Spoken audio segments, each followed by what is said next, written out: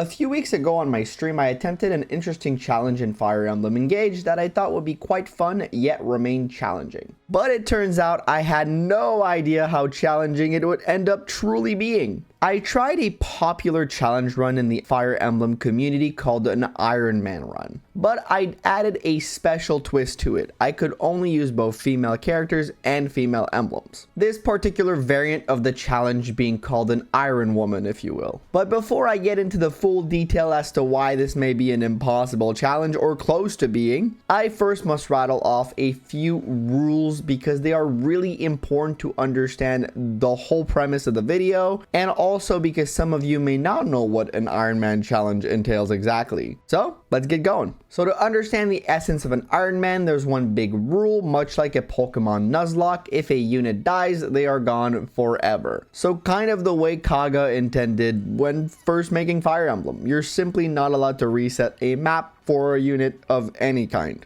Gone is gone. Second rule is if the main character, in this case being Alear, or I should say Null because that's what the chat named the character for this run, but you know, if they die, it's a game over. If you get a game over means a full run reset. You don't get to restart the map, you have to reset the entire thing. Your save becomes null and void. For this particular run, however, I did allow myself to only do the full reset on game over starting at chapter 4 for Engage specifically. And my logic here is simple. Engage's first couple of maps aren't that hard, but they do take a little bit of time for this particular challenge. And for the general watchability of the stream, it wouldn't have been fun if I reset it over chapter 1 and 2 and 3 because I just got like one terrible roll once. So just to make it more entertaining for the live viewers, I ended up adding that extra little caveat. But stay tuned and we'll get into more detail as to why this rule is the way it is. You'll see throughout the video. The next couple of rules are simple, maddening difficulty, and no time crystal. So these would be the standard rule set of an Ironman. But then next up, I added the obvious rule of this being an IronWoman run. I can only use female characters, and finally only use female emblems too. And for this final one, for the emblem rules, I also decided to start that rule on chapter 4 since Marth is a force deployed on your main character in this game until chapter 4. So you're getting the bonuses anyway. So, you know, I just decided to make it simple and apply it only the moment you can remove those rings off those characters. All right, so that's the general rule set out of the way. Let's get to how this all went down. So first off, you saw the prologue. It's pretty much impossible to fail, and chapter 1 has been going off in the background and will be a pretty simple affair. But a quick sidebar, my camera won't be in the video the entire time. I had forgotten to resize the stream. I do fix it in the upcoming chapter, so don't worry about it. I do want to take a minute to talk about chapter 1 because this is one of the chapters that influenced my decision to begin some of the rules at chapter 4. As you can see, while we're not forced to engage with Marth, he is forced equipped on us, and we get the associated bonuses that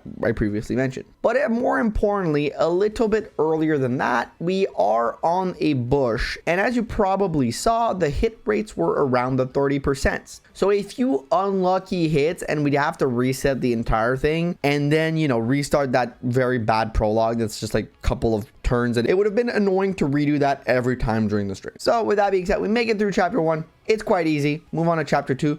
And that's where the trouble begins. The prologue and chapter 1 are easy. And here on chapter 2, you're going to need some luck. The way this chapter works, it's broken down in 2 parts. The first section of this map is quite easy. Really, the general strategy is starting on the forest where you start the map to get those extra boosts from forest tiles. And then you're going to want to put Fram, who is the second unit you get in this run, right behind Alear. And Fram has a few usefulness to her, being part of the martial monk class. Here you'll want to surround Fram with both Vander and Clan after you finish trading the things off of them, mainly giving the vulneraries to our units that will need to use them the most. So before I get to why this formation is important, let me talk about why Fram is a very useful part of this chapter and early game. It mainly has to do with her class and her personal skill. Let's start with class. The martial monk, while not being the most proficient combat unit in the game, will serve 2 purposes. The first one being pretty simple, it's healing. It allows you to heal other characters, so that allows Alear to generally stay topped off without using that many vulneraries. The The second useful thing about this class is the class skill, Chain Guard, which basically allows you to absorb an attack from an ally at reduced damage when you're at full HP. So initiating that will stop a lot of incoming damage and make things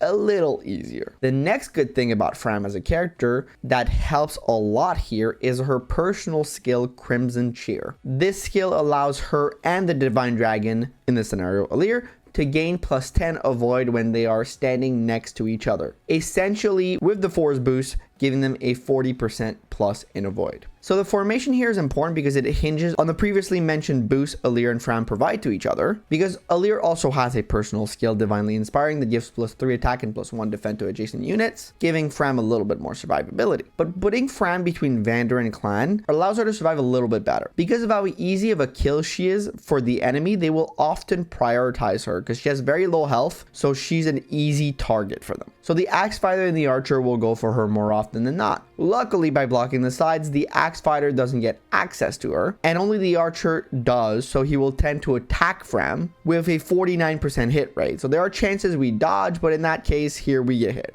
However, in this formation here, the Axe Fighter can't get to her right away, so it just keeps her safe for a turn. And luckily enough, on top of that, Lumera's AI in this portion of the map seems to always be coded to attack Alear, so she's not much of a problem unless all the enemy decide to attack Alear because she's low on health or something like that. But we'll be able to safely clear out the Archer using Lodestar Rush, Marth's emblem skill, and we can safely just heal up Fram and slowly end the portion of this map after killing the Axe Fighter and Lumera. Oh, and Clan dies, but that doesn't matter. He just gets hit. You know, it does happen sometimes. Not much you can do about that. It's also why we unequip their weapons so that they don't counterattack, so they don't become like that much of a factor. Here begins the quote-unquote hard portion of this map. So first of all, we'll place Vander on the left side in the woods, and since the left side units will tend to rush down our troops, once they are in range of Vander, they'll decide to attack him instead, keeping them out of the way of Alear and Fram, who will go up the right side to take care of the axe guy and also pick up the engage energy regen ring, or whatever it's called, the blue circle on the ground.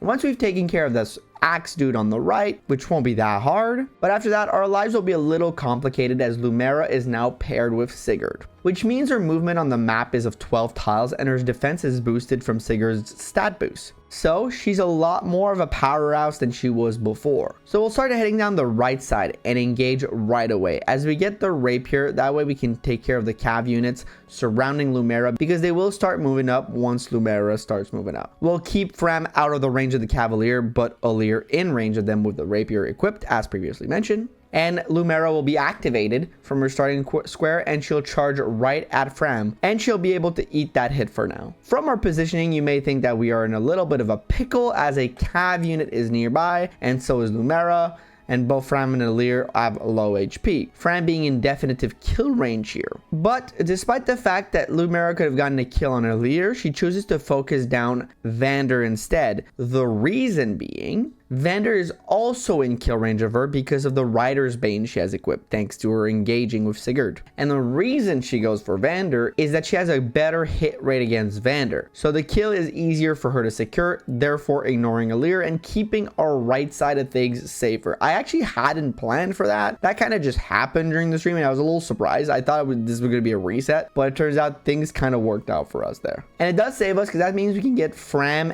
and Alear out of the range and put some distance and force Lumera to attack Alear on enemy phase. And as Lumera chases us down, we can slowly chip at her and then beat her. But you can kind of see how having both the Archer and Lance Fighter attacking Alear and Fram may have caused some issues.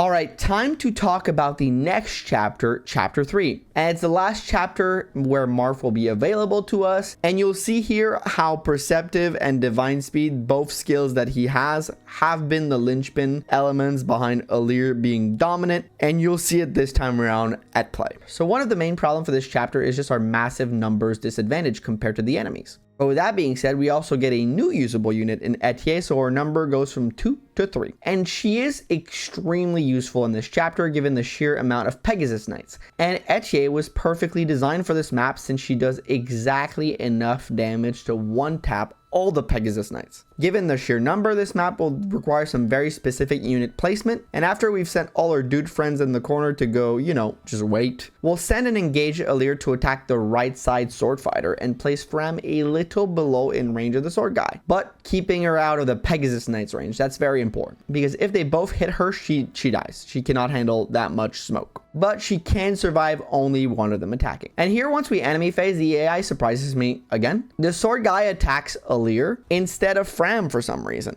which is weird, but we do take him out and kill him. In the position here, the next step once again requires pretty precise movement, as the enemy count surrounding us is quite high compared to our 3 units. First, we'll use Lodestar Rush on the closest Pegasus Knight, since taking them out is pretty crucial, as they can fly over debris and pretty much force us in an awkward position. So being able to play around that debris there and not having a flyers to kind of mess with us is kind of what we need the most here. So they will generally be priority. Next up, we'll use Etier to kill the other Pegasus Knight, and the next move here will be to place Fram in between both of them and just chain guarding. Just simple as that. Absorb a hit for Etier when she eventually gets attacked by the lance fighter. And thanks to being adjacent to Alear, Fram will get more attack power and be able to take care of the Myrmidon who attacks her. We say thank you, divinely inspiring. What a great personal skill. And here we managed to keep everyone alive still, so it's pretty good so far. And things went down exactly as planned, but now Fram is kind of in danger, given that there are 2 more Pegasus Knights in the vicinity and the previous last fighter from before. So once again, we'll begin by focusing on the Pegasus Knights with Alear, take 1 out, and the next one we will also take out with Etier.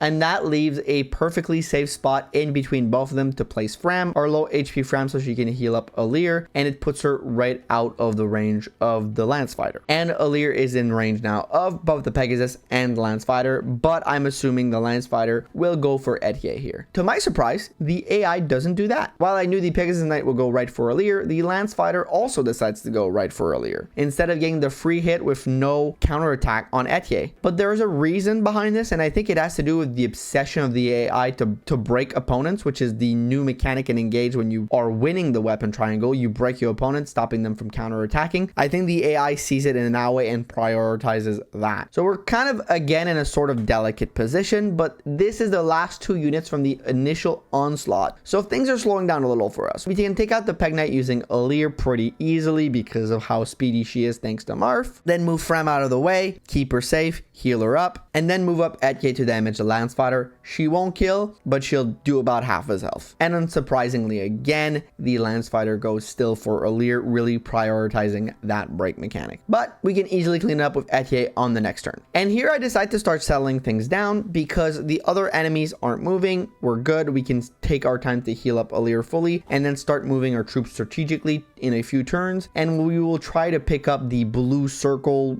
you know, the engage regen thing to regen our full engage meter. However, there is something I hadn't planned for, and I believe it is, well, what you're seeing right now. On turn 8, apparently the rest of the enemy begins to move. Apparently engages some of these kind of turn counts where they're doing anti-turtling mechanics or something, where they will start rushing you after a certain count. And I guess on this map we learned that it was on turn 8, and I had actually no clue about that before, so we gotta adjust on the fly. So I have to make it out of there somehow, and here I try to bank on the enemy's obsession with break mechanic. So what I do is I use Etier to kill one of the Pegasus Knight, as it's going to be a one-shot. That, however, will put her in range of both the Myrmidon and Pegasus Knight, but with Fram in the back using Chain Guard, I believe we should be able to take a single hit from one of them. And then I'm putting Alear in range of the Pegasus Knight to attract some of the heat off of Etier a little bit. I'm hoping that will work. But again, 2 unexpected things happen. I didn't really check speed before on the Myrmidon, and it turns out he doubles Etier. So even though with Fram absorbing one of the 2 attacks, she is on the low side when the Pegasus decides to attack her and not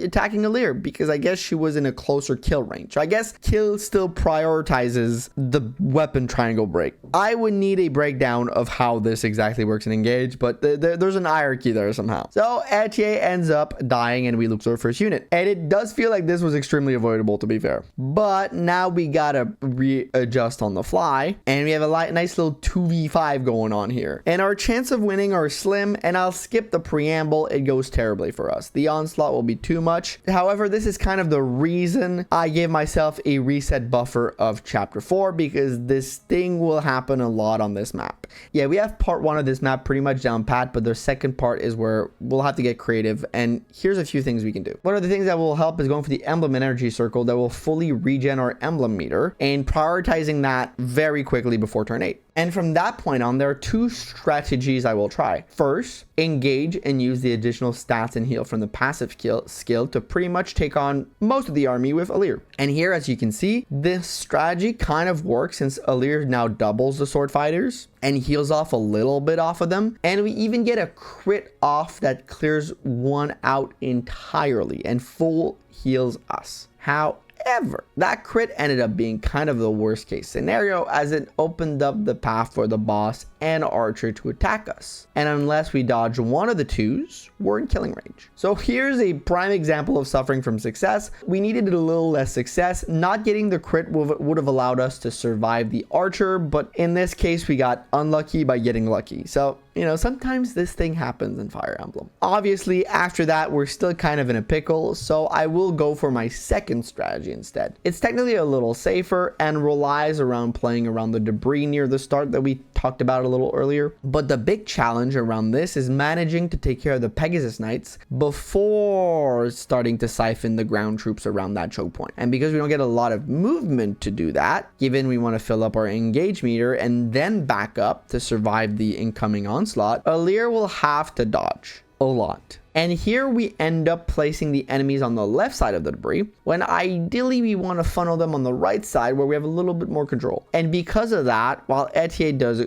good work chipping down units and killing flyers, she perishes again due to a small calculation error on my end on the damage she would take. But ultimately, I'll be honest, I'm kind of okay with it, since in my initial plan, I had Etier dying on this map or the next chapter. As much as I love Etier, with how hard these early maps are and the limited amount of units we have, her abysmal early survivability, given that she doesn't have a lot of speed, won't dodge a lot, it was pretty much planned that she would die early on. But she did do her job and helped us get through this map. And from the point she dies, things get a little easier, and we can slowly chip down the enemy as we stand in this corner and like do a rotation of healing up, attacking, healing up, attacking. The enemy will start to attack the group of guys in the corner, unfortunately. There's nothing I can't really do about that. If they are in range, sometimes they'll go for these guys that can't counterattack. Unfortunately, I don't like to do that, but it does happen once in a while, and it wasn't really intentional, but it does allow us to finish this chapter and move on to chapter 4. Or what we could call our first quote-unquote real map, since they'll be treated as our reset map, I guess. The map where we are true chapter 1, where we really start the run from. But before we start, we make our C support between Alear and Fram in the Sommiel, which will help our avoid a little bit and move on, as there's pretty much nothing else to do in the Sommiel this early on. So chapter 4 is an interesting beast, as we had 2 new units to use, those being Chloe and Celine, who come with our first true available emblem for the moment, Celica. So from this point forward, we have to unequip Marth as stated by our self-appointed rules. And now our first attempt here kind of truly begins, as we take our entire troop and start attacking to the north, as it is the quickest lane to get to the boss. We also try to get Chloe to rejoin the group without dying, which proves to be challenging, but not impossible. We do it, but it's tough, you know. She's in range of a couple of archers. The river's not wide enough to not get hit by the archers. It's a problem, but we managed to put enough distance between the archers and Chloe. The problem in this map arises when a mass of reinforcements start spawning, adding up to the initial units that were charging towards us. And that is one of the big problem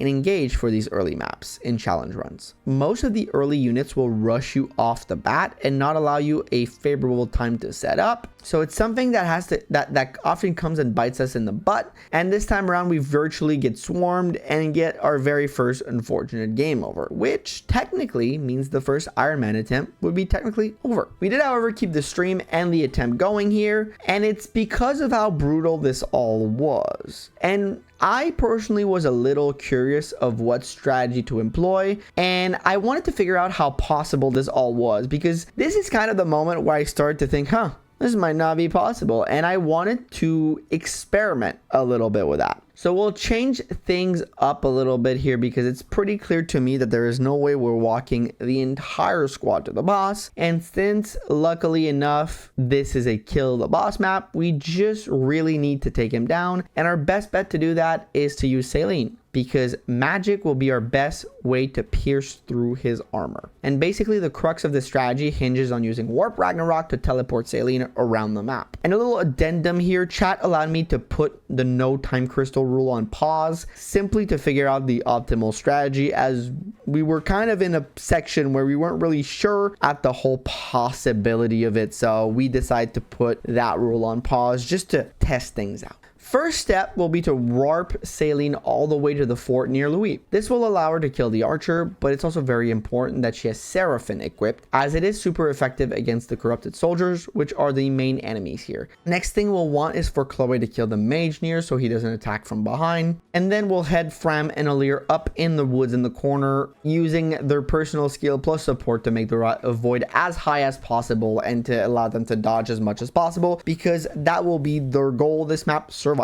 And even from the first move on, you'll see very clearly that luck is required. Saline needs to tank 2 attack, which means dodging one of 45% or 49% chance to hit. If she doesn't dodge one of those, she dies, and pretty much the win condition for this map is gone entirely. Saline is 100% your win condition on this map. Alear without the emblem cannot take out the boss, or might be able to chip, but even getting her there will be a problem. And even when you look at Alear in the woods, her and Fram have around 45% chance to get hit by land soldiers. So this can't take us this long to get to the boss, because they won't be able to do that forever. But unfortunately for us, it'll have to take at the very least something like 4 to 5 turns. And let me explain why. Once you're engaged, it will last 3 full turns. And as far as I know, there isn't any way to cancel it. So you have to go through the full rotation. And since we've already used our engage attack with Warp Ragnarok to get closer to the objective, we can't do it a second time. So even though we have an energy circle around us, we have to wait 2 more turns before we get to reset that specific skill that we need to kill the boss quickly. And you may ask, why don't you just walk to the boss? Well, that's not really an option, as our path will be blocked by an enemy mage, and once we go past turn 4, we will be stuck behind a few armor knights who spawn on that second fort and can easily kill Saline on the enemy face, rendering this whole thing kind of useless. So we have to spend 1 turn near the energy circle just to kind of burn out our last round of this first engage. Once that is done, you may see that we're still kind of stuck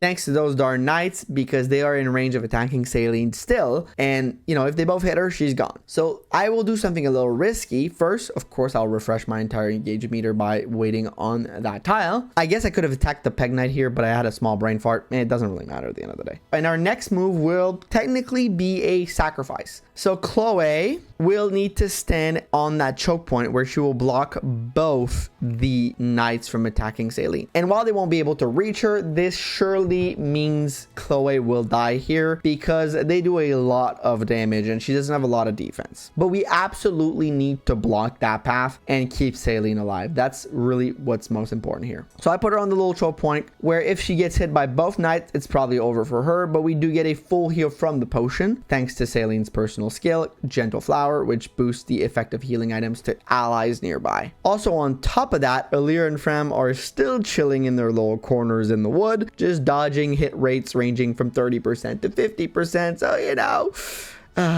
this is tough. There's a lot of luck involved. And here we actually get extremely lucky with Chloe as she dodges the first knight, who had a 76% hit rate, and we get to keep her around an extra turn, which is kind of crazy. I really did expect her to die here, but that I guess sometimes you get some luck. And here I totally misplayed. The next turn you'll see what I do is I had an opportunity to warp Ragnarok right to the boss, but I decided to take an extra turn. And you may think that it's to farm some experience, but it's actually to gain some time and space and allow Saline to hopefully heal up the turn before she gets to warp to the boss. It does extend the time limit here, but the boss, unless Saline is full health, one-shots her. So I want to avoid relying on a dodge chance, even though I can warp right on a forest. it's still pretty tenuous at best. I wouldn't want to lose Saline at this point, because then that pretty much means the run's over. So what I do is I use Celica's other skill, Echo, which allows you to split your damage between 2 units. That splits your damage in half, but you can attack 2 different units. However, Saline is so much faster than the Knights that she gets to double both of them, and with a super effective damage from Seraphine, we get to kill both of them.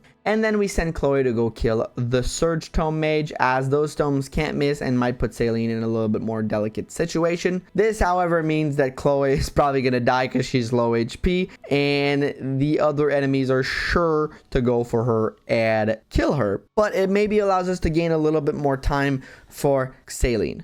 And now we enemy phase, and our friends in the forest keep their juke shoes on and just dodge all the attacks incoming, which is kind of crazy. The Peg Knight goes for Chloe, and oh my god, she dodges an 80%-ish chance to hit. Oh my lord, we got so lucky there. How is she even still alive? All right. So here initially, I will keep trying to gain some time by juking people around to finally heal as originally planned. But as you can see, it doesn't end up working out, as there really isn't a way for Saline to avoid more damage from the mage or from Alear to not die at the bottom, because at some point there's only so much juking we can do. So something in this portion of the map often goes amiss. So at the end of the day, we end up having to go back to just hoping to dodge. So that's when we warp Ragnarok right to the boss. So we're all set on the woods, we did the damage, and we have to hope for Saline to avoid, and she touches a 49% chance. Clear the boss. Okay, and chapter 4 is done. And we got really lucky with Chloe, because she should have never made it out of that chapter. And honestly, I don't think we can ask for much more luck. We did cheese it a little bit, though, to get through this map. And while it was wild, I was a little conflicted at how it turned out. We did break most of our rules to get through, just to test out the luck factor needed for this to work with the Ironman rule set. And let's quickly review that. You need to dodge about 4 to 5 rounds of at least 3 to 4 units between Alear and Frem on the woods, with a varying hit rate between 30% and 50%-ish. So that's the first part. That there already is very lucky, especially since most units will focus Alear, which means your game over condition. Then, realistically, Saline needs to survive one of the 2 hits that are around 40% when she first warp Ragnaroks, and then she needs to do that again, which was 49% on the boss. Everything between those moments aren't too scary for her, because realistically, she's not going to do much for the fighting. Chloe is going to just buy her as much time as possible. And here we got extremely lucky that Chloe is still alive, because she doesn't necessarily need to be for the next map. But the fact that we got huge dodges on her is just extra gravy in the end. It's the best possible case scenario for that character. And realistically, we could have finished the map 1 turn earlier. We did kind of push it. So with all that in mind, in a regular run, if I had followed all the rules to a T, I would not have been allowed to reset at all for a unit. So if, let's say, Saline warps Ragnarok on that first turn and then just ends up dying to the enemy, I lose Saline and I lose my win count on the map, and it's over. Or I can't use the time crystal to go back if I did a bad movement and I picked the wrong strategy. So knowing the exact strategy ahead of time and it having to be executed to perfection is needed to get just this chapter 4 completed. So this makes it a really hard challenge to complete in a single or go around, since you pretty need luck for everything to go your way. Additionally, keeping Frem and Chloe alive is ideal, but not always possible. However, I was still kind of curious to how far I could take this, and my chat was gracious enough to allow this whole thing to count. They said, you know what, we're gonna give chapter 4 to you, try out chapter 5, despite me not following all the rules I had initially set out. And they said,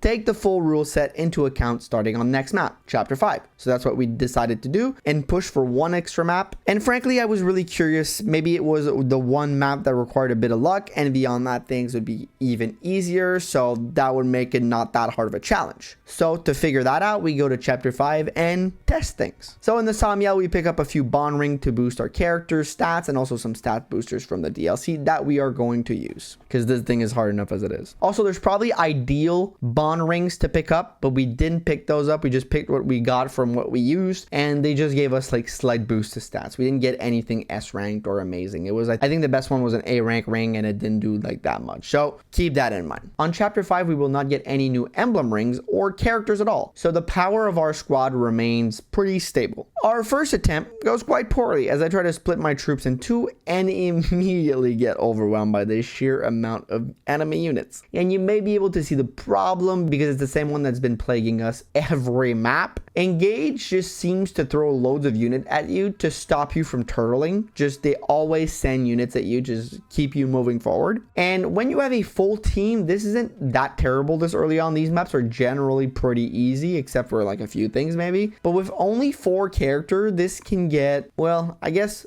tough is the word. So I decided to try again, knowing full well that technically this run itself needs to be reset entirely since we once again got a game over. But I was once again, as previously said, just curious at the possibility. Did I just do something dumb? Let's try something a little safer this time around. And as you're seeing on screen right now, we use the pillars on the left to increase our dodge rate. But overall, even with the bobbing and weaving, the hit rates vary a lot in numbers and our characters will quickly get picked off. As I run the footage of our last attempt in the background, I would like to touch on a few points here, and you may see why this is really hard at the same time. First off, if you are thinking that Etier should have been kept alive and we should have made an effort to keep her alive and that would have changed everything, I think you're wrong. Because Etier, while being good at taking down Pegasus Knights on chapter 4 and 3 and being good at doing some chip damage, I think those things can be useful, and having that extra unit can also be useful. But I think the difference of impact is marginal at best, given that the major problem here we're facing isn't killing things. We're getting through characters most of the time. We're finding ways. It's more about surviving and dodging a lot, because there's so many enemies that come at you that you will never be able to clear them all out before they can finally get to you and attack you. And with how bad her speed tends to be, I don't think she would last long past her join map. The next important thing is that a woman-only run in Fire Emblem Engage is possible. Heck, we've seen crazier things being done in this game, but the one thing that makes this a step tougher, in my opinion, is the Ironman rule set, which makes getting out of the early game even more tedious, since as this video is shown, you need to reset a bunch, get